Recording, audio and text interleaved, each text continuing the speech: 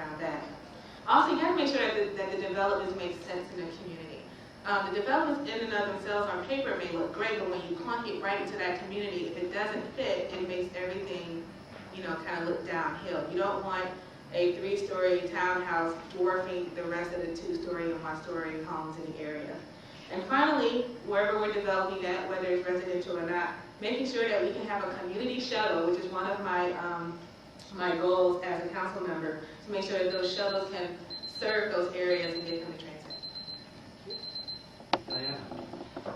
I feel affordable housing is necessary. Like Old Mountain View neighborhood, it's such a wonderful neighborhood, so cute, so pretty. So that's why we need to build other affordable housing, high-density homes in other areas.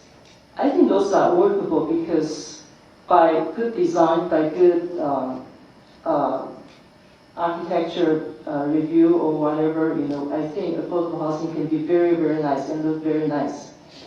And also, that one, affordable housing, high-density homes takes less footprint on lot. So we really can save a lot of green space. That's really important for nowadays because you want to enjoy a nice neighborhood and also you enjoy the parks and recreation facilities. So I really think those are a good mix. So we have to have affordable housing and high-density homes. Thank you. So I just want to remind the candidates of what the boundaries are of Old Mountain View, because there's some housing stock that isn't in Old Mountain View that looks very much like what we have here. So our neighborhood association boundaries are from Shoreline to 85-237, from Central to El Camino Real. And the question about development within Old Mountain View is we've seen the results of decisions regarding infill development, such as the one on Calderon near the school, that were approved by prior councils. How do those developments compare with your views about desired density and integration with the existing neighborhood? So let me start on this one with Mike, and then Tom and Diana will come back around. So Mike. Okay. And I'll fess up, I was on the council when the Calderon project was approved. Infill housing and development is a fact of life in our community. We do have requirements that are set forth by the state through ABAG, which require us to make available something like, it's going to be 2,500 units over the next 5 years. The biggest issue is making sure that if it's going to be higher density infill development, that it fits. I would be the first to say, as it's under construction, Calderon doesn't look all that great. I think once it's done, it's going to look better. But I also think we need to have a better working relationship with our staff. I found out after I left the council that many staff members couldn't believe we approved it, even though staff had recommended it as a high-quality project. Bruce, real quickly, the last part of the question. The last part of the question was, how do these developments compare to your views about desired density and integration with the existing neighborhood? So, this probably goes back to the strangest meeting I ever had on this project. And Mike is right. Staff brought this project to us and approved it. We spent probably an hour and a half to hour and 45 minutes trying to figure out where to put the driveway. Whether it was going to go on Dana, where the school was, or on Calderon. At no time at that meeting did anyone, myself or anyone, say, well, how tall are the buildings, what do they look like, boom, boom, boom, boom. We spent the entire time on the driveway. And I sat there and go, this will have to be written down in a diary at some point because it was the strangest meeting.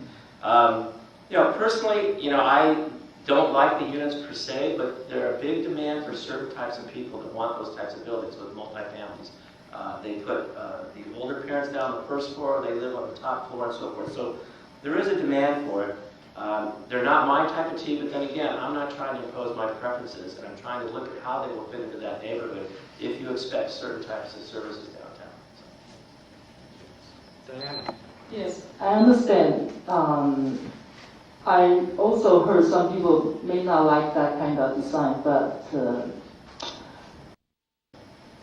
high-density home is necessary. It's really good for our city. So I know maybe some people don't like it, and I myself may not like it, but I cannot say for a lot of people. I feel once it's there and the people realize that, it's also very important to have a very good lifestyle there, and they can also enjoy how good Mountain View is. I think we all like this kind of life and this kind of housing there.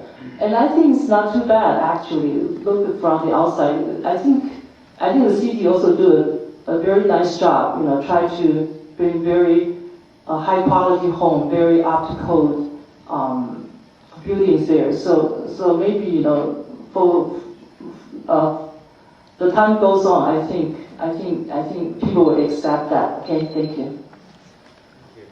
John? Okay, affordable housing. I'm on the Environmental Planning Commission, and part of our job is to work on the general plan, and part of the general plan is to determine what type of growth is going to be in certain areas. So when you say infill, that's sometime that we start looking at developing it and seeing if it's compatible with the other area. What I saw over at Calderon is not something that I would not feel comfortable approving. But again, it's what the market's going to bear, and that's what some people are going to do. But for the general plan, I noticed one of the things that they gave us was that the future of most homes in Mountain View are going to be 2- and 3-story on narrow lots. Now, is that my vision? I don't know, but in the visioning process, a lot of you attended, they said people want their single-family homes. So yes, we're going to need them because of the density and because of the demand for the land. And that's where people need to be involved like you in the process so that it does work out, so that something is compatible with your area and that you all enjoy it. I look at it and I look straight up. I don't look out, so. Just try the only question, I didn't write notes down because I know how I feel about it. That development at Calderon and Dana, I do not like it at all. I touched upon this in my last answer, which is, it may look good on paper, but when you look at it from the broader spectrum, it just doesn't look right. And even the fact that it dwarfs some, the other homes in the neighborhood, it dwarfs the school. And that really bothered me. If you're not familiar with that area and you're driving through there, you don't know that a school is there until you're up on it. And if you're a semi-regular driver or you're just not paying attention, that might be a little bit too late and it could endanger some children's lives. So I wouldn't have approved something like that. Again, it goes back to, I do advocate for denser housing. However, it's got to make sense. It has to be able to fit where we're trying to put it. We can't just arbitrarily say, this is what it's zoned for, this is what we can do, so let's do it. Alicia and I agree on this. I can understand, maybe it looked good on paper originally, but this is one reason why we have to have, when we're looking at these, we have to have 3D representations. So we have to go out to the site and we have to look at, and in a lot of cases we do have 3D representations, but clearly we didn't foresee what this was going to look like, because like Alicia says, it dwarfs the school, it dwarfs a lot of the parts around it. You wouldn't know there's a school there if you didn't know the area. And when I bike to work between View and Bush Streets here on OMVNA, I go down Dana and then over to Bush, and I bike by there every time I was watching it go up, and I just couldn't believe how high it was. I mean, it's just an example that doesn't fit in with the area. Now, one part of the question was what developments would things look like. I like the area where I live, the Whiston Station area. I think that's a great example of density near public transportation, major roadways. I think the area on this side of Central Expressway down by the San Antonio Caltrain station is a great development. I think that fits in, and I think that's an example that I'd want to look at. Laura? I think it's important to remember that the elements of smart growth include density, but it's not the overriding principle. So there are some ideas that you need to look at, that we need to look at when we're in council in terms of what makes a good project.